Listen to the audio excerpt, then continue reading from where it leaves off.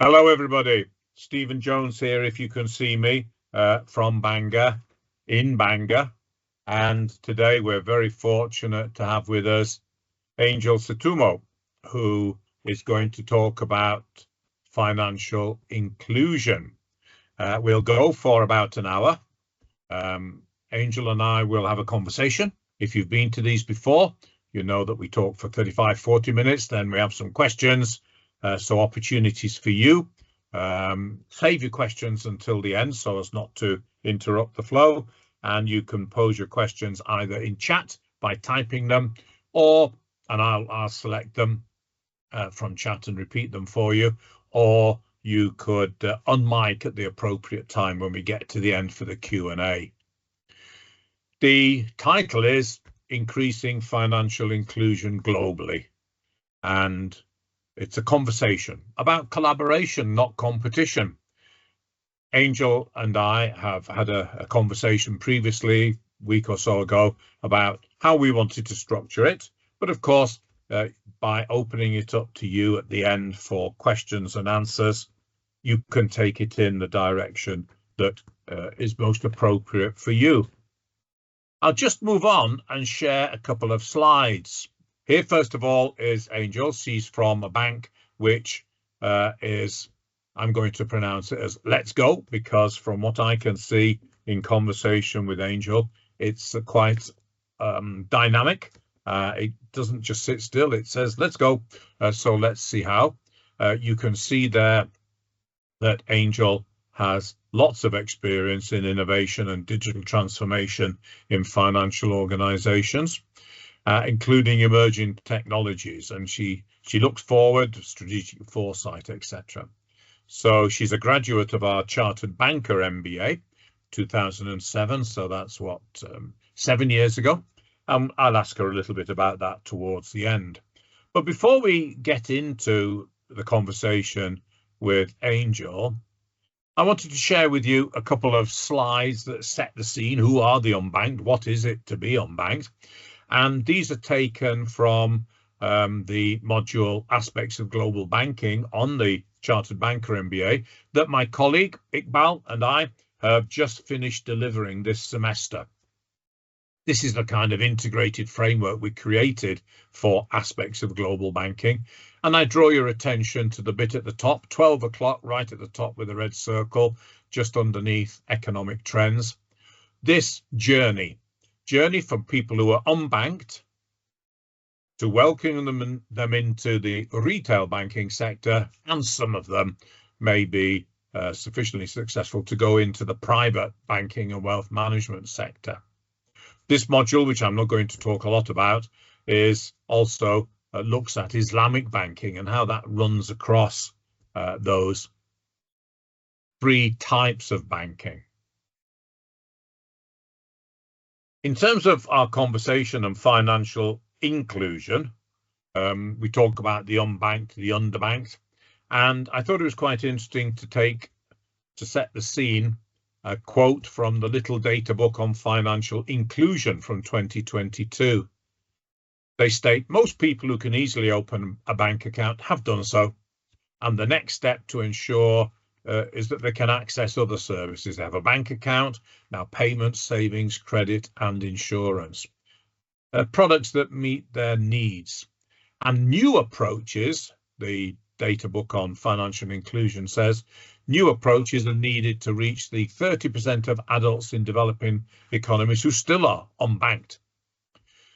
I wanted to be clear that financial exclusion and the need for inclusion is not restricted. Here's an example from the USA, the Federal Deposit Insurance Corps. In there, they only do surveys occasionally. On the 2021 survey, estimated 81.5% of US households were what they called fully banked. 4.5% were unbanked. And it's interesting, they define the unbanked as no one in a household had checking, savings accounts at a bank or credit union. And some of the reasons are quite interesting because they relate to the things that we're going to be talking about with Angel. The most cited reason in the US was, I don't have enough money to meet the minimum balance requirements. Second, most cited was, I don't trust banks.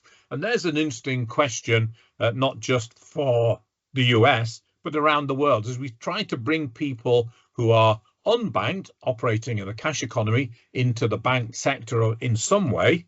Do they trust the fact that they no longer can touch their cash?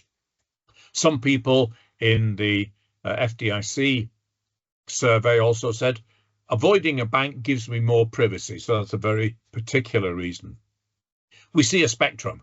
People who've never been banked, people who are no longer banked, previously banked but lost it, and some who decide not to use banks. The challenges, therefore, are what's the solution? I've already said in the introduction to Angel that she's lots of insight to the application of technology, digitalization.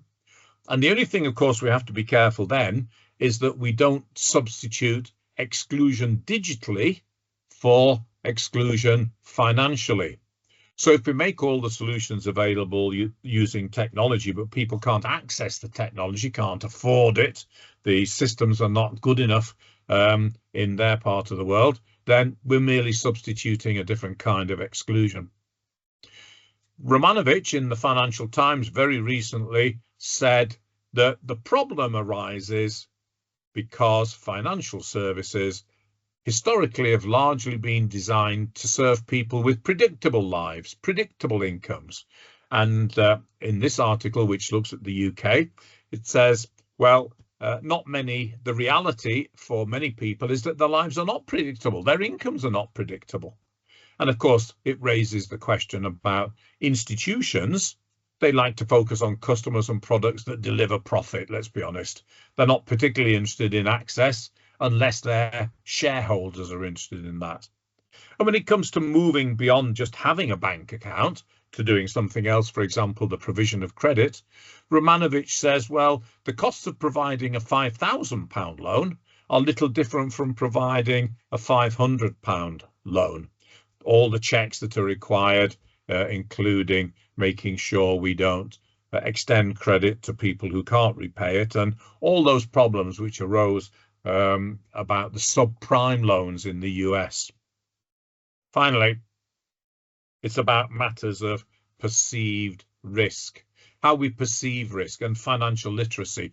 The World Bank identifies financial inclusion as an enabler of 7 of the 17 Sustainable Development Goals. Having access to a transaction account, which is something that Angel will be telling us about, is the first step.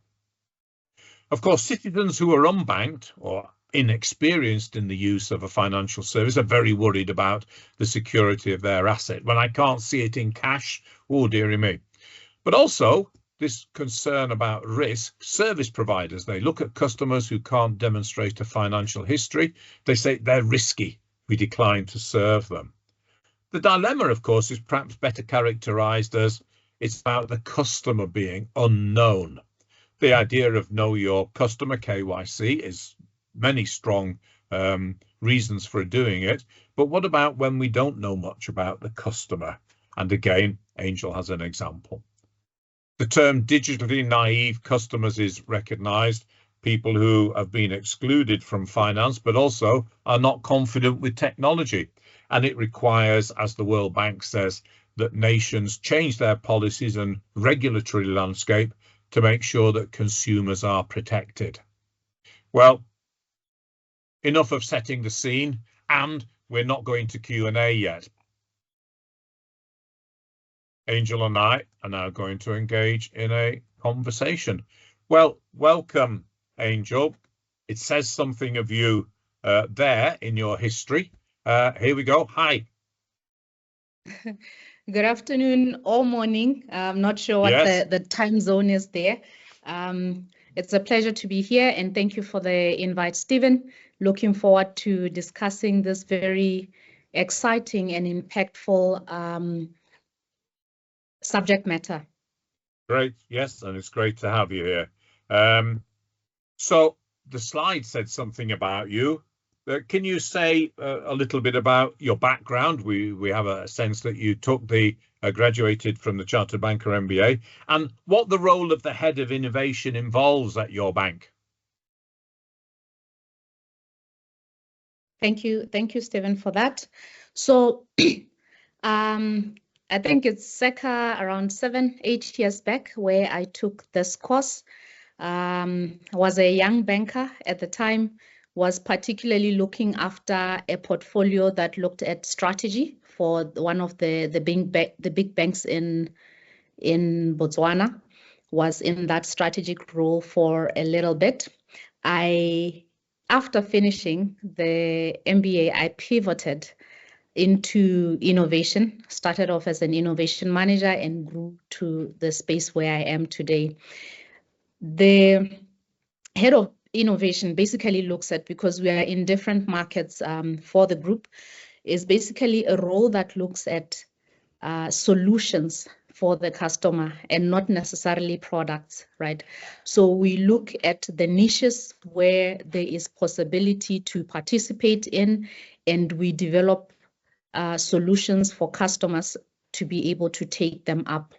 One such a solution, and we'll dive into it later, is one of the ones that you mentioned, to say that when we looked at the entirety of the marketplace, there was a gap for the financially excluded, or what you call the gig economy, and so on and so forth. So we started to look at the elements that they were missing within the banking sector, be it insurance, pension, loan, or savings, at a micro level, very minute amounts, and we started to solution and solve for this. Great. Okay, so I mean, you've said there that innovation, as you see it, is about solutions for customers. Customers have needs. They don't actually want products. They want something that can help them survive in retirement when they're no longer earning. They want insurance. Those are their needs. The products, well, okay. And it's a bit like Bill Gates is alleged to have said many years ago, populations around the world will always need financial services. They won't necessarily need traditional banks. And that's very much about what we're going to be talking about. And digital transformations offer lots of potential. But as I hinted at in the slides just before we started, naive customers, inexperienced customers become nervous. I know I become nervous, or I would become nervous. If I'm used to dealing in cash, and I suddenly say, where's my money? Well, it's somewhere, I don't know, it's somewhere up in the cloud stored. I'd like to see it. So there are concerns. There are people who are concerned, digitally naive, as I called them, and we'll be talking a bit about how you overcome those. I'd like to take us into the example that you shared with me when we were planning this about the street vendors, and the street vendors who were going cashless. These were people perhaps who dealt literally in the cash economy, and it meant that when they were ill or they took a holiday, that was it. They couldn't earn cash, and their savings, which were probably in cash, were hit. Tell us the story about the street vendors, please, Angel. Thank you very much, Stephen. So let's think of a customer persona, right? And this is a real life customer persona. In Africa, if you look at the informal segment, it accounts for close to, depending on country, but I would say it's a range from 50 to around 70%, right? In the informal space. Now, informal means that your source of income is not regular. You might be doing what we call a side hustle, or any other, or the gig economy, where you're, say, a makeup artist or a photographer, and you don't have exactly a registered business. Or you could possibly be a street vendor who's selling vegetables on the street. Now, as you can imagine, hold on one second.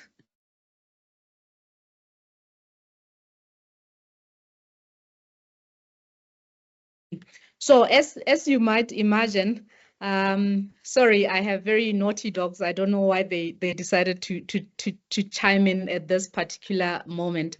But don't worry. You can imagine, thank you. As you can imagine, the street vendor, if you were to cater for them in the formal banking space, the cost of servicing the customer will be so much bigger.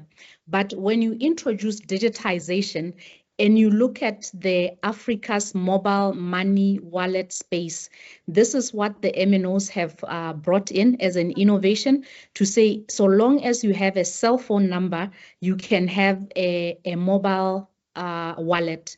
This mobile wallet, using the agency network, you can then deposit money into it. Right now, KYC as security is very, very critical, as we are all aware, because it reduces AML and all the other dire effects of trading money within the global space. So when you look at KYC that is required for a bank, is far much higher because of the loan ticket, or rather because of the ticket sizes and the trading and the transactions that are involved in a bank. But if you have a street vendor who is earning maybe $5 per day, every day, and that is how they make their livelihood. They're still making their livelihood, they're still supporting families, but should they go to a bank, they would be required to have full KYC details, which entail your source of income. Your source of income means they have to have somebody who says, I have given you this $5 every single day. But because they're a street vendor who this week might be on this street, next week they might be on a different street, it's very hard to produce evidence of your source of income. You say you sell vegetables, but that does not suffice to open your bank account. But to open a mobile money wallet, because it's linked to your cell phone, you are able to do so. So your transactions, as you support your family and you continue to hustle or to try to grow or to just make a living to survive, that history should be able to allow you to at least get a tailor-made product, be it an insurance product, be it a loan product, dare I say even a pension product. The customer persona that I just put into your minds, when you think about them, this is not somebody that would ordinarily have a pension. But if you were to ask the critical question, why do they not have a pension? Is because all the pensions that are sold do not cater for them. They're not tailor-made for them. Hence why the issue around solutioning. Yes, so and indeed sorry. Yes, so that's very much. Go on. Yeah. Sorry, I was saying from a naivety perspective or customer education perspective, in Africa and sub-Saharan Africa, the MNOs have done a phenomenal job in just getting the mobile money working, the mobile money space working, which means that even the customers with the most basic level of education or none at all will be able to operate this because of the ease of use of the mobile money wallet. So you find that when you look at the statistics around the mobile money usage in sub-Saharan Africa, it's very it's very encouraging. If you look at the mobile money users, we have in African markets, we have around 182 million active mobile money users. That means that this is the more or less the customers that wouldn't ordinarily go to a typical bank, and these are the customers that we solve for from a financial inclusion perspective. That's a staggering number, isn't it? 182 million. And of course, what you're talking about, you did the Chartered Banker MBA. Since then, we've launched an MBA Financial Crime and Compliance, which is all about preventing money laundering. And money launderers, they love to have lots of small transactions that slip below the reporting threshold of financial services providers around the world. So that's one of the reasons why somebody who comes in and says, oh, I earn $5 a day or whatever, could potentially look suspicious and could actually be being exploited by a criminal gang and things. So the cost of serving at a branch is very expensive. The idea of the mobile money is really interesting. The thing to say, of course, you touched upon the idea of the gig economy, people who are not in regular employment, perhaps, informal segment. And that is not just a feature of Africa, sub-Saharan Africa, it's around the world. People perhaps younger generations don't go into the same career paths, or people who have had full-time careers, full-time jobs, have lost their jobs and have to engage in part-time activities. How can they demonstrate that they have income to support things like a loan? Well, as you say, now they've got it on the phone. Where's the phone? My phone's here somewhere. And somebody can have a look at the transactions, the regularity of them, and whether or not they're able to reasonably afford contributions to a pension, repay a loan, and do other things like pay for education for their family and things. So I think the model we're looking at is really fascinating, because it actually shows that nations don't have to follow the same path of development of their financial services sector that, for example, the UK did. Nations can leapfrog some of these by using technology. But I want to pose to you another question that's probably in the mind of our listeners. Oh, that's fine, but how can somebody afford the technology if they're earning small, irregular amounts of money? How do they afford the technology? It's one thing for companies to come in and put the mobile networks in, but the actual, let's say, smartphone, how is that handled? Thank you so much for that question. So if you look at the mobile money, a lot of it is based on USSD. USSD means you do not necessarily have to download an app. So you'll dial a USSD code that allows you to actually have access to your money. So even if you have the most basic feature phone, you'll still be able to have a mobile money wallet. You'll be able to transact. You'll be able to withdraw, to safeguard your money, and be able to do other transactions. And as we get deeper into the financial inclusion and we start offering solutions that are tailor-made to these customers, it's not only transactional capability that you have access to, it's also using your data to have access to a loan, of which, if you think back, nobody in that space, when you think about that customer persona and maybe their networks, the likelihood of them getting a loan to advance their business, their small, very micro business, is almost non-existent. So it gives you then that access, even just with a basic feature phone. Great. Well, I've got a Samsung here. I'm resistant to Apple iPhone, although everyone else in my family has them. It's not very sophisticated, but you're saying I'd be fine in sub-Saharan Africa getting my transactions recorded. Fine. So one question. You are more than fine. Actually, yours is fancier than the basic one. If you were to think of the Nokia, remember the brick one? I think it was mostly navy blue. That phone still allows you to do USSD, which means you can still transact. I mean, when you look at the price point of this basic phones, even the new entry-level smartphones, they are affordable. And if you can't afford them, it doesn't mean you are excluded. So you do not necessarily have to shoulder the burden of purchasing the technology. Excellent. And last year, here in the executive education part of Bangor Business School, we hosted a few groups from Ethiopia, and they were talking about how their banking system had evolved. And the interesting thing there was they were still opening bank branches, they were still opening ATMs, but the government had liberalised financial services and at the same time had liberalised telecom services, and therefore the two of them were driving the thing. If you were a banker in Ethiopia, perhaps the same elsewhere in Africa, 30 years ago, you'd have had almost no competition, and you could do whatever you really wanted. Now you've got competition from private banks and from the mobile wallets, as you say, from the telecoms providers, which will lead us on shortly to talking about collaboration. One thing that the World Bank has talked about, and I think you and I mentioned it, was many of these traders are women, and women have often struggled to enter into, should we call it, the formal banking sector. Any thoughts on that, Angel?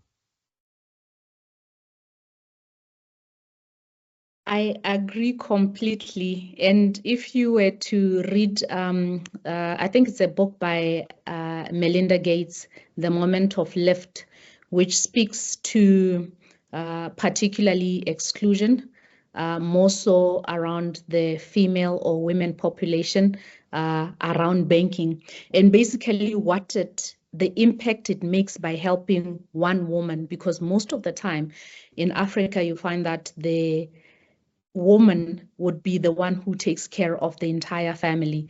So by helping that one woman, you're literally helping maybe 5 additional people to 7 additional people, right? Now, historically, if you go back a couple of decades or even centuries, women did not work. It took time to get where we are financially. I think some of the legislation, even around ownership of land from a woman perspective, are changing now.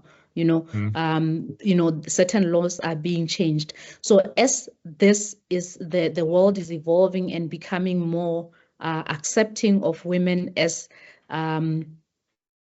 part of society that trades, that does transactions, that can take loans by themselves, even married people, we need to now support it with the right solution that allows for that to take off, right?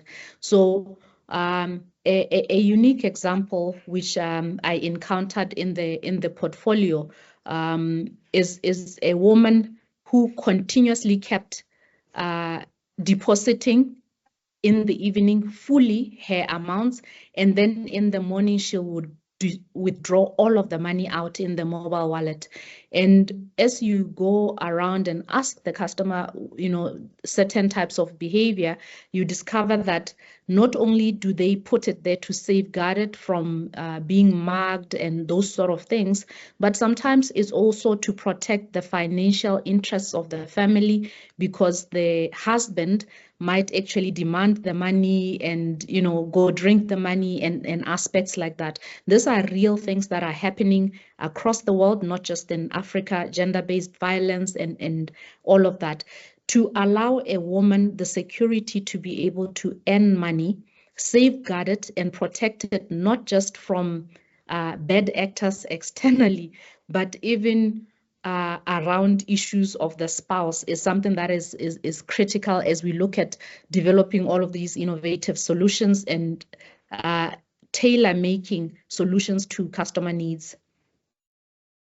That's right, and no disrespect to anybody who is a husband, but the World Bank in the slides I showed talked about the crucial aspects of financial inclusion, particularly for women, being related to, I think it was 7 of the UN Sustainable Development Goals.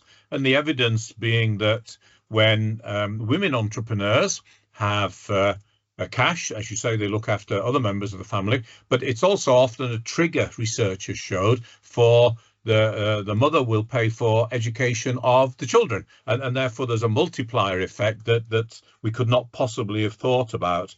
But that's a really interesting insight to taking money overnight. When you said the women often take the money out in the morning, I thought, oh, that's because they want to make sure they've still got it and it's cash, they don't trust it. But actually your point about it's secure is really interesting.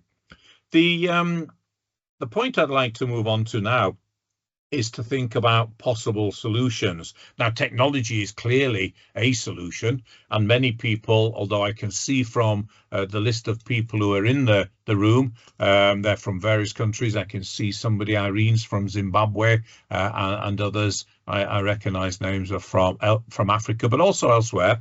The technology, you've addressed the issue of how it becomes affordable, because even a basic phone can do that. But one of the challenges is perceptions of risk, and risk is not just the entrepreneur who's used to keeping cash in their pocket, which sometimes criminals take, or a family member, bad actor may take. But it's also, I think, about the way in which banks and bankers and banking staff perceive this must be risky. I've been a banker for years, they say, and we always demand that we've got security and collateral. Well, these people, they don't have anything we can take as collateral. Therefore, human nature, behavior towards female customers, but to anybody who has historically not had an identifiable income stream, people see that as a risk.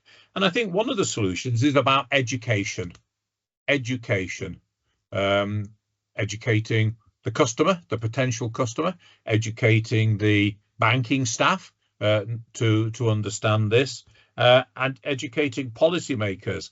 As the World Bank said, policymakers need to understand how to make sure that as we move into these micro offerings, they still have the same level of protection, consumer protection, as people with much larger loans or pension pots or whatever it be. What can you tell us about education and as a possible solution, and the challenge of all those different stakeholders with different perspectives? Thank you. So it's a very interesting one, because as we continue to evolve and innovate and introduce new digital solutions, so do the bad actors or the criminals, right? When you look at the level of different types of fraud that are just rising up, particularly even targeting the mobile money wallets, schemes that defraud that customer, which I explained as, even if you do not have any education, you'll be able to transact. They target those small ticket sizes. So you might target 1 million through a scam, and maybe you'll just get 500,000. That is basically maybe $50 across board that you'll get away with. So that is a real problem. And the solution is exactly what you said, which is financial literacy. I sit on the board for the Botswana FinTech Association, and one of our mandates, because one of our mandates is to ensure that the financial technology is adopted. But if financial technology is adopted and you have customers who are getting defrauded, eventually you're going to get to a space where they do not trust the technology. They go back to taking their cash and putting it under the pillow or under the mattress, which still elevates the risk. Because what is the difference between keeping it in your wallet if you're going to get defrauded vis-a-vis holding on tight to it and hiding it in your socks or wherever? So customer education becomes very key. And the second thing, issues around fraud need, as a collective, as the banking society, not just the micro banking we need to take a collective stand, be able to educate the customers around the common fraud tactics that are there, so that they are aware and they do not get cheated out of their money.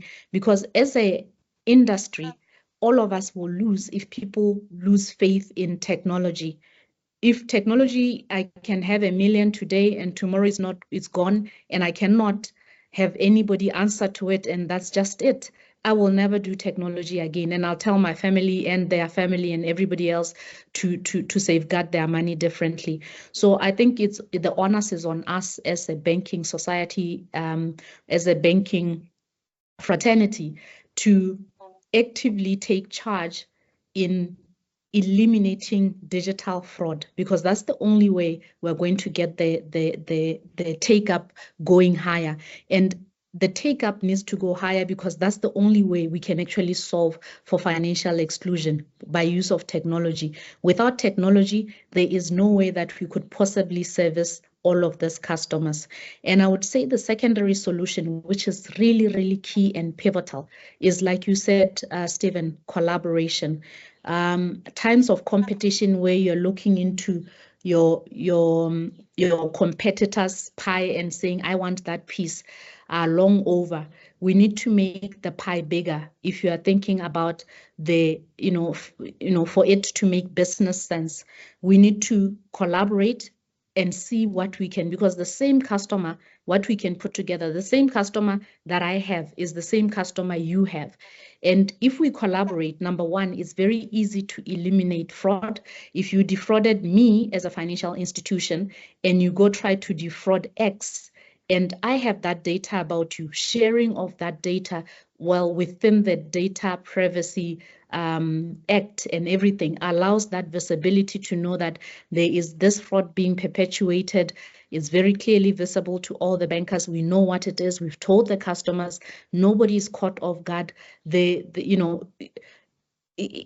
becomes an ongoing, rolling, and effective way to manage fraud risk.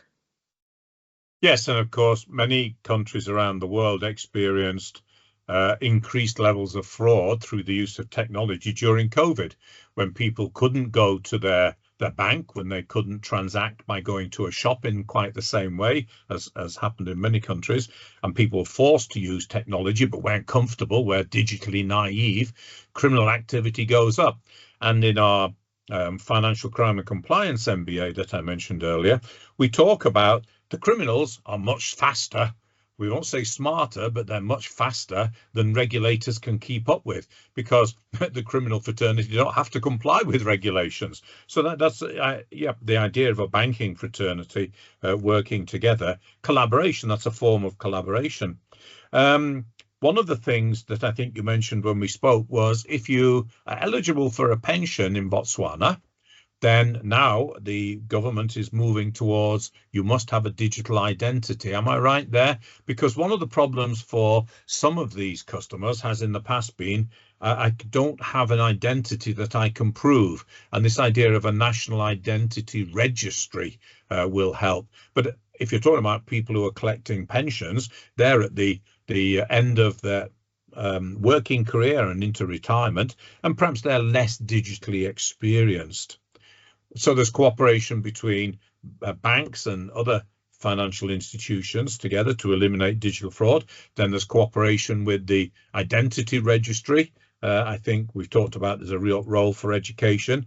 And I remember hearing that some of these tech companies who come in and offer money wallets, they don't get banking licenses. They need to cooperate with the bank. Any thoughts on that?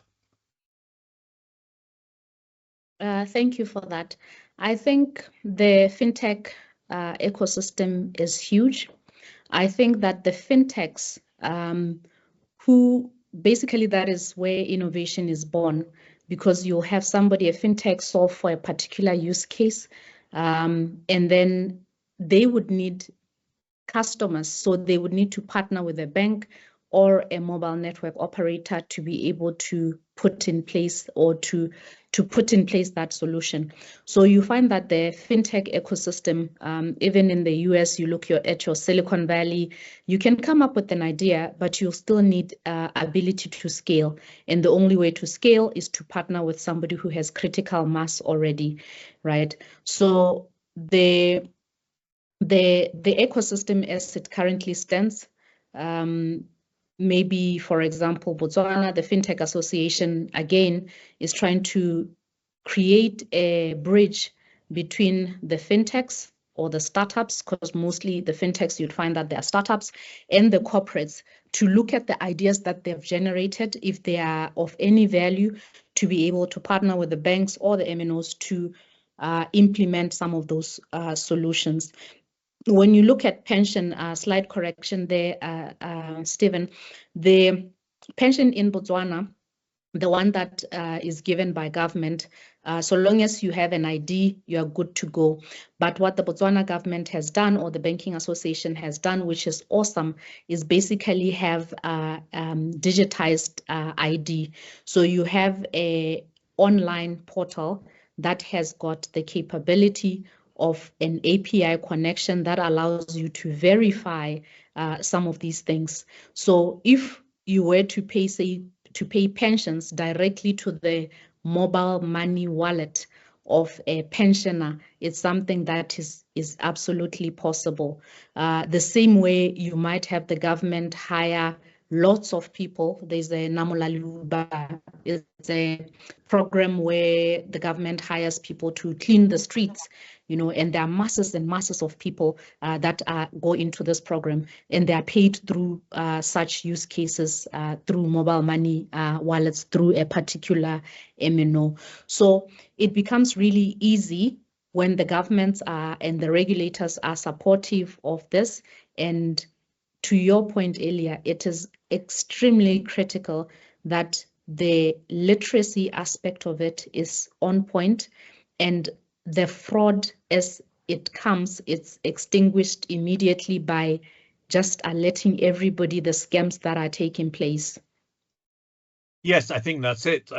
Last night we went to see, my wife and I went to see a friend who was celebrating a birthday, and pension.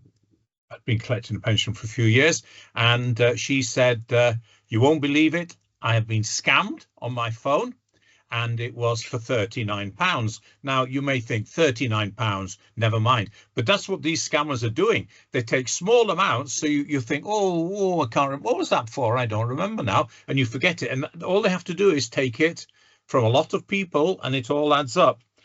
Just one clarification there. Did you say it was the Bankers Association who worked to create digital ID, or not? Did I misunderstand that? So there's it's an association of where all the banks are registered, where basically in Botswana it would facilitate your interbank transfers, and that's yeah.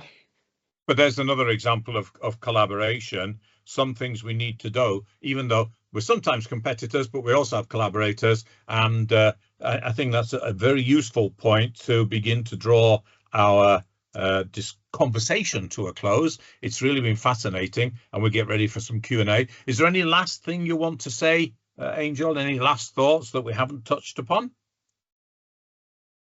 Maybe this would be my last word. The financial inclusion is something very, very close to my heart. It's actually a purpose of mine.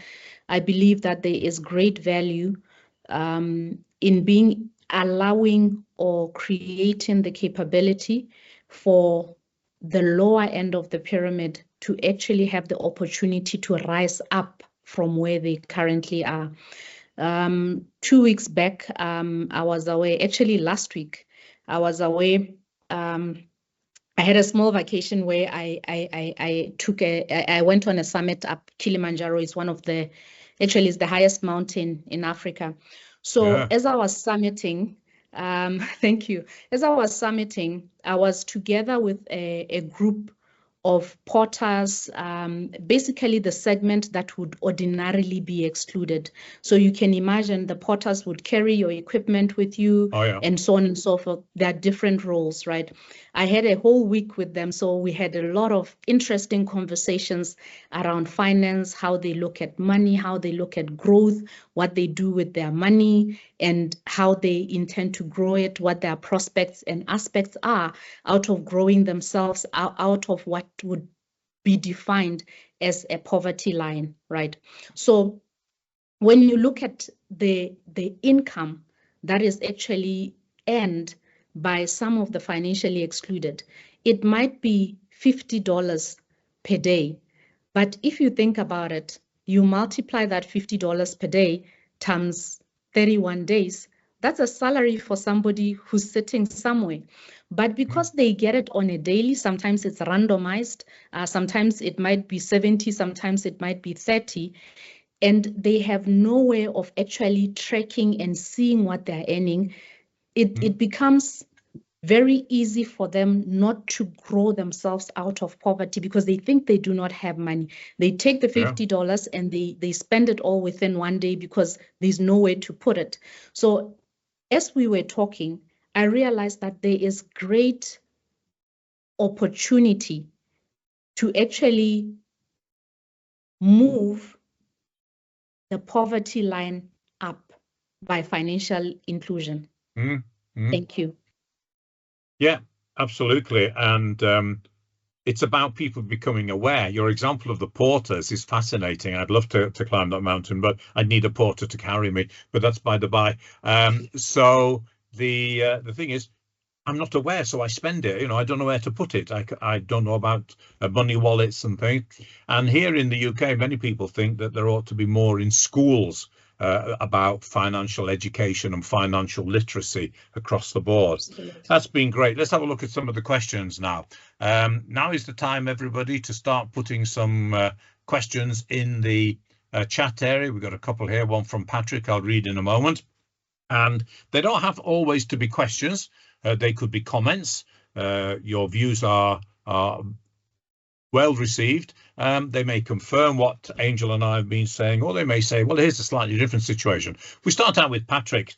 Patrick says, to drive the education and sensitization of digital solutions, regulators, central banks should take the lead.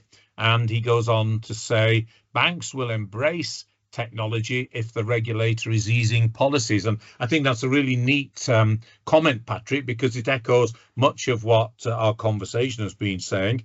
Regulators need to be supportive.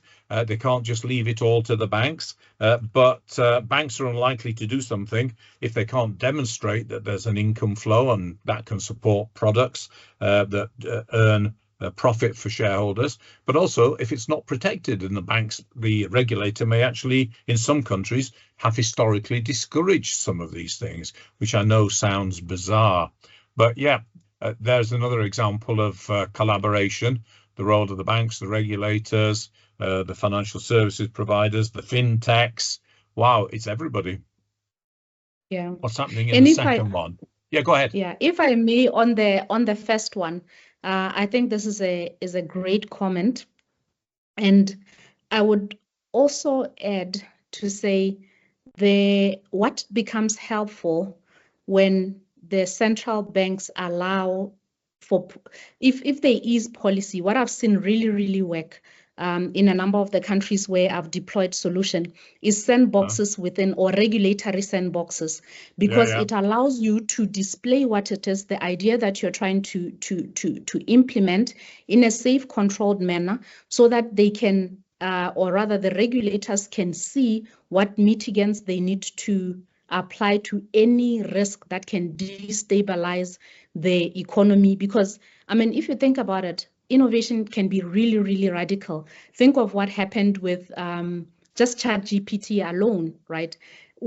If it's exponential in nature, you just start today and tomorrow things are topsy-turvy. So I think it's important to also highlight that regulators, almost all regulators should have a sandbox area where you can prove your concept as an innovator in a controlled manner before you can take it up, because they cannot apply policies to things that they do not know. So most often than not, it's an immediate no, because they don't know what it is, because it's new, it's not, it's novice.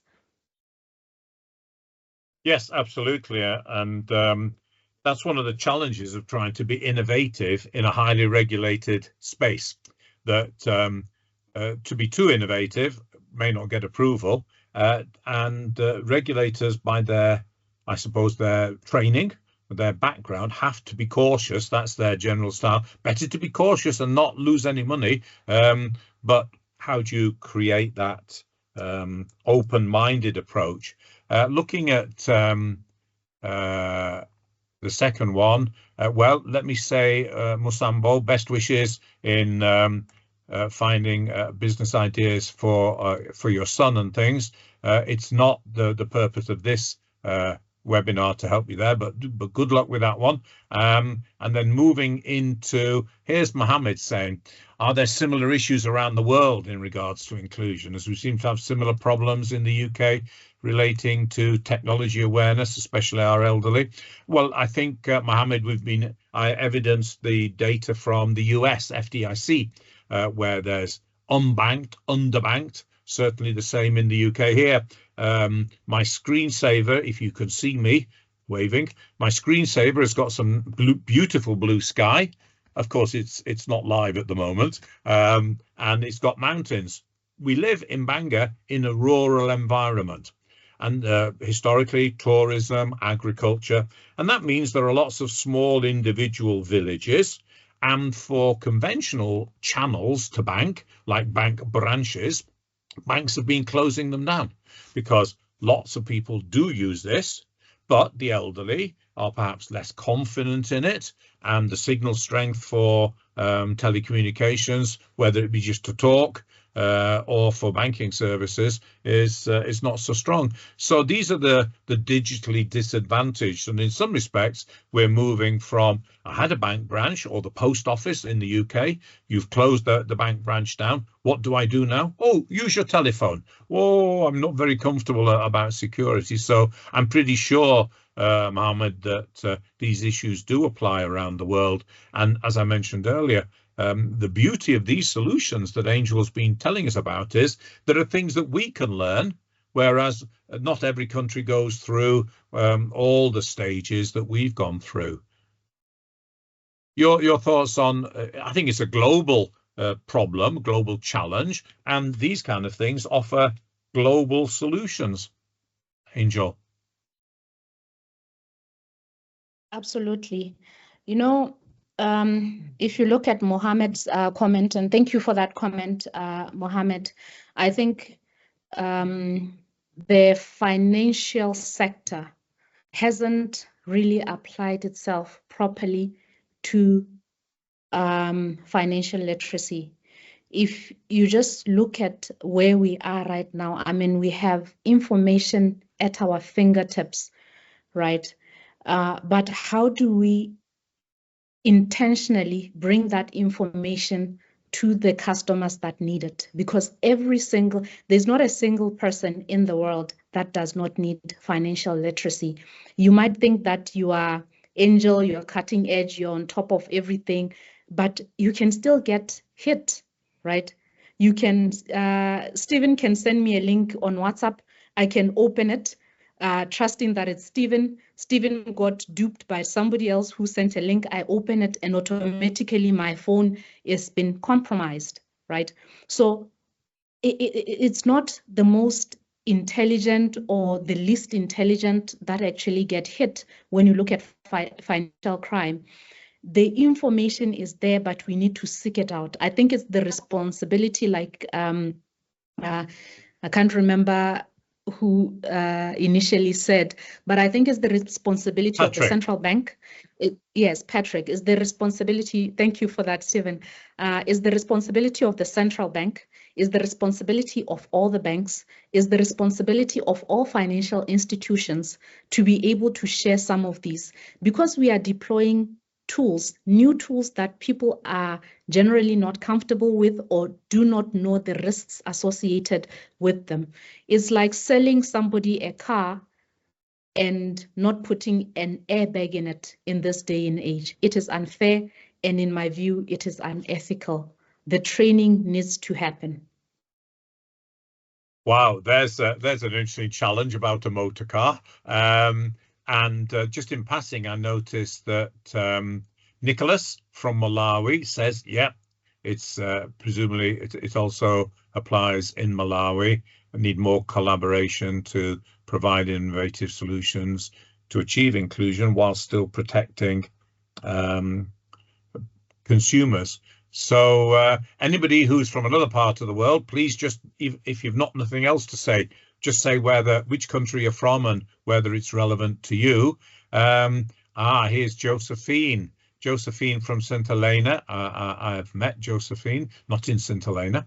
And St. Helena, if I may characterize it, is a small island off the west coast of Africa, so quite isolated in some respects. And people perhaps have been able to operate using cash, Josephine, because nobody could come and take the money off the island. I seem to recall you saying that airline services had only recently been introduced. So yeah, St. Helena being true for financial inclusion, and yep. So what's Cabello saying? While we grow accessibility, go ahead. Yes, please. If I may take Gabelo Banda's comment, I think that's a very interesting comment, and it's a comment that I like talking about. So if you were to think the bank of the past, right, you'd come into a bank, I'll be a teller, I would give you my toothpaste smile, make you feel warm, accepted, might offer you a cup of coffee. But as we go digital, we lose this human touch element, right? But there is a way you can replace it or mimic it still within the digitized journey. Think about it in this way. You might have to go through a USS journey that has 10 steps. You'll be sitting there going next in your phone. But you can also have just 5 screens. And maybe as a return customer, you just have 1 screen. As customers evolve, their need for wanting things quicker, faster, simpler becomes even more pertinent or more critical. So yes, we're going to lose the human touch when we digitize because there will be no human interaction. But if we're able to offer it in speed, in a simplified manner, if I were to ask you, I think most of the people on this call use WhatsApp. The reason we used WhatsApp is because it's intuitive. It's so easy to use. Nobody really needs to teach you. I never had to teach my grandmama how to use WhatsApp. So if we are able to design user experiences that is so intuitive, then it really solves that customer experience or customer service space. So I think it's one of those things that we need to look at. And as a cherry on top, we need to delight the customer, do better than what they expected. So that's the only way we can positively still keep great sentiment from the customer while we are offering a digitized customer experience. Thanks. That's right. And of course, what we're aiming for, we're always aiming for relationships. We want the customer to come back to repeat purchase what they already have. We want them to transfer their loyalty. So we've got a history of their transactions. We say, do you want a loan? Only if they want it, a pension, insurance, etc. So just looking down here at the list again. Yeah, there's the phrase high tech. Some customers want high touch. And for some services, people will always still want to have some kind of face-to-face, not necessarily in branch. And it is about delighting customers, exceeding their needs, rather than just automated idiocy. Somebody once described it to me. You know, you're waiting for, there's this idiot music, dang, dang, dang, dang, dang, while you're holding on waiting. No, we can't cope with that. And Watson says financial literacy is really the way to go. More of our people are duped because they're manipulated into giving away credentials. That's amazing. I was on a train with some colleagues to go and see our partners in Edinburgh, the Chartered Banker Institute. You, Angel, are, of course, a chartered banker through the CBMBA. And on the train was a gentleman on his mobile phone who was talking to his bank, wanted to do something. He gave his bank account number. He gave his security code away. And we're thinking, my goodness, financial illiteracy. Anyway, I hope he's still got money in his bank account. Okay, I'll just take the final thing from Watson. It's necessary for MNOs and banks to work collaboratively. Most of the frauds are perpetuated through mobile numbers. Indeed, many of them are. Security on the part of MNOs is weak. And that's why the World Bank recently published a report that talked about financial inclusion while still ensuring consumer protection. So all the things about protecting consumers go hand in hand. I'm going to draw things to a close at this point. Don't go away anywhere. Angel, just in passing, I will pick up what Adaisi says. I'm from Nigeria. I recently moved to the UK. A lot of my customers still expect non-digital interaction because they feel it's the safest way to bank. Yeah, yes, indeed. So thanks, Angel. Don't disappear yet. The final slides, if we could return to them, Nick or Sinead, so I can do the publicity part now. Hello, here comes the final slide, hopefully. Dun, dun, dun, dun. Okay, Q&A, and then here we are, the executive education. Now that you're all excited by Angel's insight, and I hope you are, because I'm very excited, and I was when we first talked, this idea of taking very, very small micro transactions, recording them digitally using very simple technology, accumulating a history of income and being able to use that for all sorts, is, as our contributors in the chat area have said, wow, that's the way forward in all countries, not just in sub-Saharan Africa. But if your appetite's been whetted and you'd like, as I said in the beginning of this presentation, I shared with you a few slides from our Chartered Banker MBA, the aspects of global banking module. Well, we have two products, Chartered Banker MBA, of which Angel is a graduate. It's globally unique. It's the only qualification in the world that has an MBA from a traditional research-based university, Bangor University, and the Chartered Banker status, professional status from the Chartered Banker Institute. I mentioned also when we talked about money laundering, or rather anti-money laundering, the Financial Crime and Compliance MBA. That equally is globally unique, and we're very proud to bring that. It has an MBA, not all the same modules by any means, because the specialism is focused on financial crime and compliance, but also the award from Manchester CF, Canadian-based intelligence outfit, financial intelligence specialist.